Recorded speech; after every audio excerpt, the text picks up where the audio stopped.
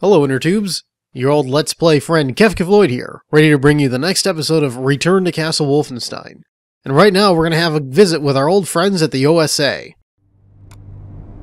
Well, gentlemen, it's been 48 hours since our man Blazkowicz returned from Castle Wolfenstein. That's given us ample time to digest his findings.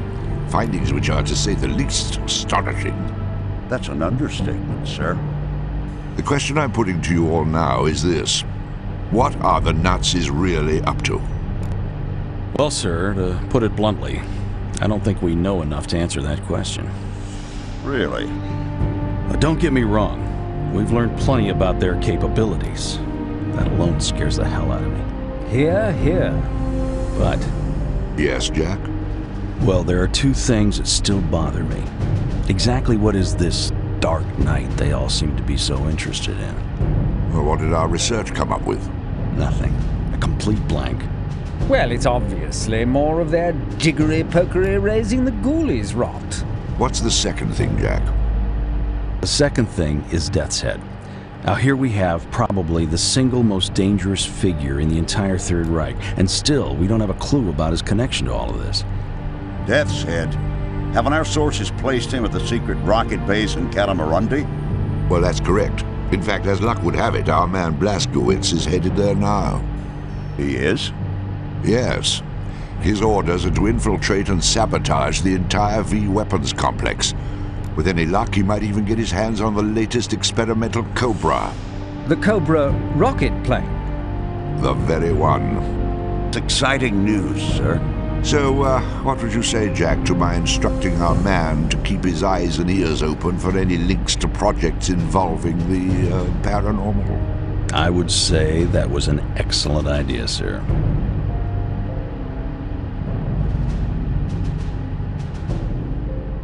Indeed, it's always a good idea to have B.J. Blazkowicz on the case whenever the Nazis decide to get jiggy with the paranormal.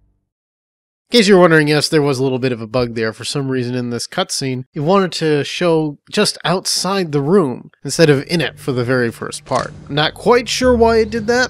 This game is not really known as a buggy one, but I mean, it did have a bunch of patches over the years, so I would anticipate most of the bugs were in multiplayer as opposed to single player. You do see a few interesting things that happen as part of the engine's age, though. Particularly in how the character models move and things like that. Fingers are not articulated, for instance. The soldiers basically have a thumb and 4 fingers glued together that generally work as some sort of crude hand. We'll be seeing more of that when we actually see the times people interact with buttons and panels and switches and things like that. Now here we're on our way to the rocket base. And for some of you might be thinking this map will look familiar in a bit. You'll be right. This map, the forest map, was actually used as the basis for fuel dump for enemy territory. Really? It's probably just a misdrop from that blackguard. Are they training today?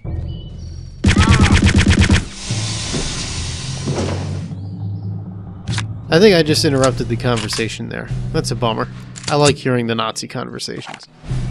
And no, we do not want to use the MP40 because we need to be silent. Let's see. I don't really think there's much in here, even up here. Just a place to jump out. So we'll have to go over and kill the other dude.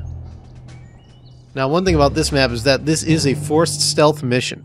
If anybody sounds the alarm, you lose. So you gotta make sure to be ultra silent, very quiet, not conspicuous. Resist the urge to snipe until later on in the level. So over here in the farmhouse, we've just taken care of a couple Nazis. There really isn't much. There is another parachute drop that we're going to go to, which has some more supplies for us. Supplies that we can't really use at the time being because it's going to be unsilenced weapons. You know, there'll be a couple health bags, a Colt pistol, which is nice because it's more powerful than the Luger. But generally, you don't want to use that pistol. Now, what's cool about it is that you can actually get 2 Colt pistols and use them as dual wield. Unfortunately, I only think you get to use that at best twice in the game. I don't know why you can't dual wield the Lugers, but hey, I don't know. I don't make the rules. There's our handy binoculars view, which I think is the first time we're actually using this in the game. We're going to need to scope out our route very carefully to avoid being seen by any Nazis. For instance, you may make the mistake of going straight there, to your left, to where I'm facing.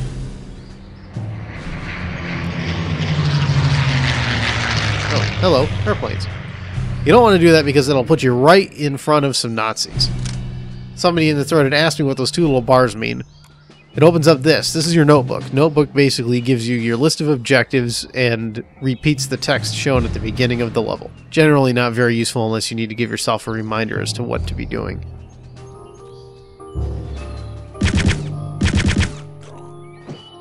Nazi down.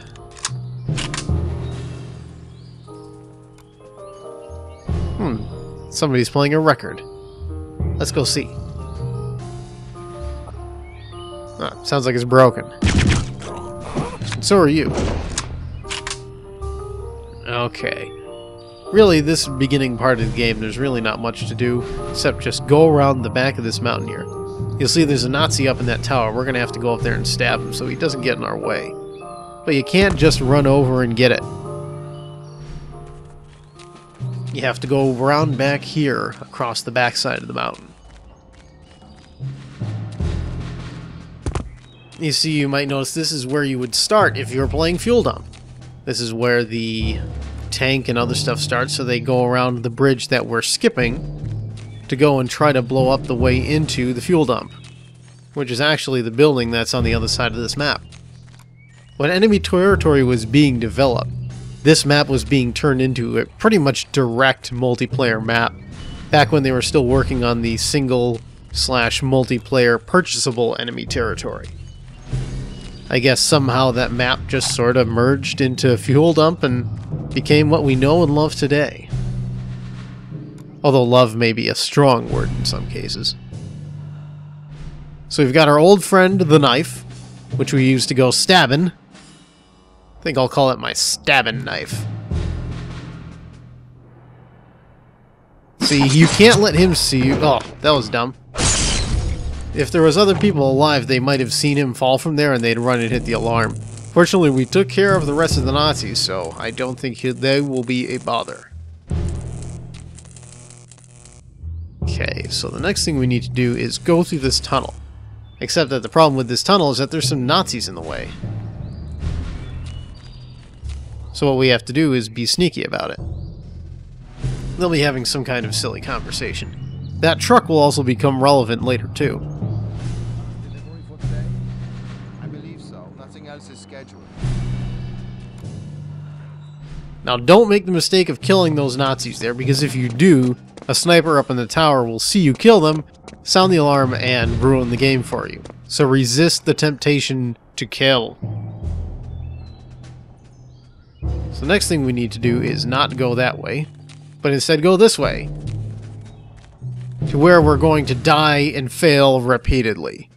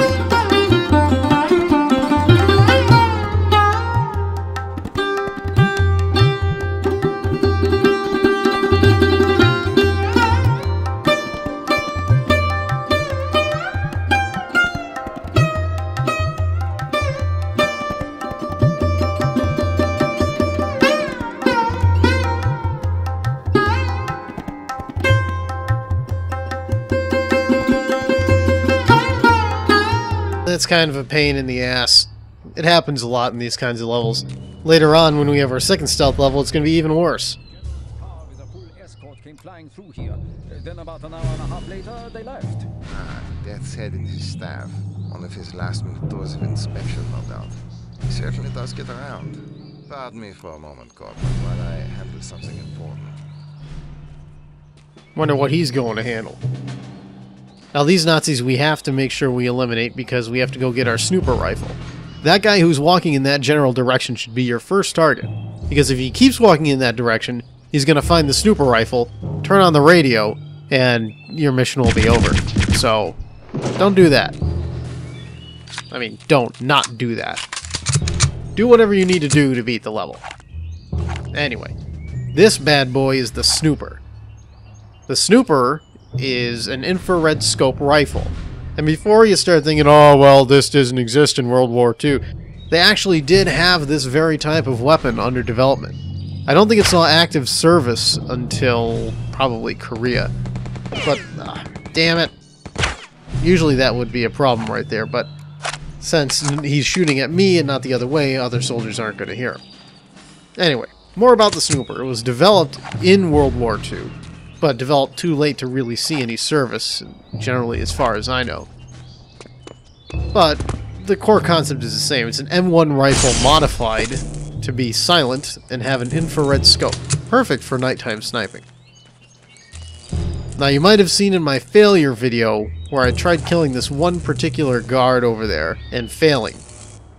What happens is that the snooper rifle's bullets are not powerful enough to 1, go through the glass, and 2, kill the, I think it's a commander or something at the same time. So you wind up using 2 bullets to kill him. If you don't do that, he will sound the alarm, and yes, you will fail, as you saw me do earlier in the video. So now that we've gotten those 2 guys taken care of, I was thinking about killing those 2 guys over there, but ultimately they would just be a waste of bullets, so we'll just leave them be. The thing to do now is not to walk in the front door of the compound because there are a couple Nazis there. They will see you and that will be bad. So we're going to take the back way in by going through this handy dandy window that somebody's left open.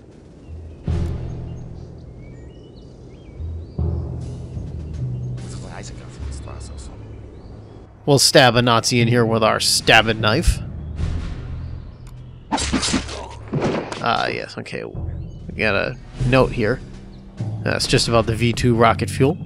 Remember, if you ever want to read those notes, you can always pause them and take a look later. Okay, so we've got one Nazi up here that we need to kill.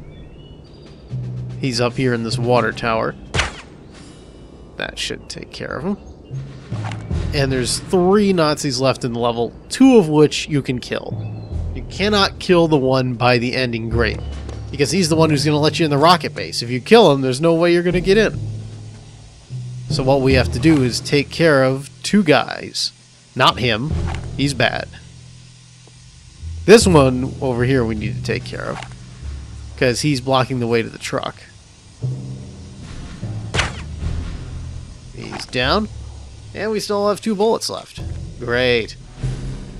And then lastly, there's one more Nazi in a building over there that we can take care of.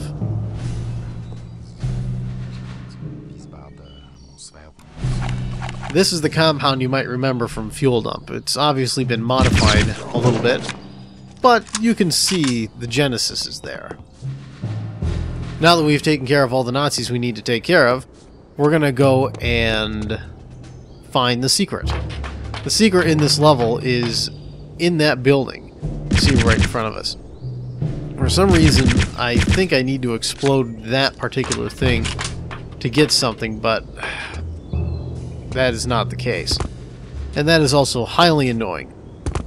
Platforming in first person is not fun.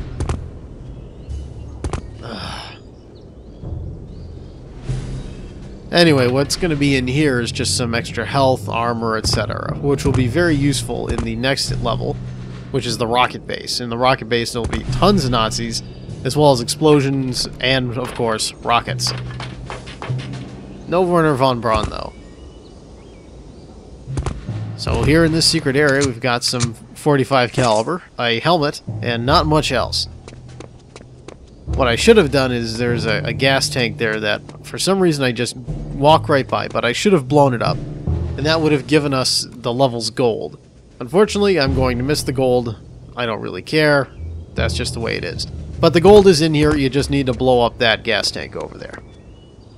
And with this done, I think it's time for us to move on out and get out of here. So it's... unless you go too far forward where that Nazi is standing over there by the alarm house, you should be able to sneak past him no problem and jump into this running truck.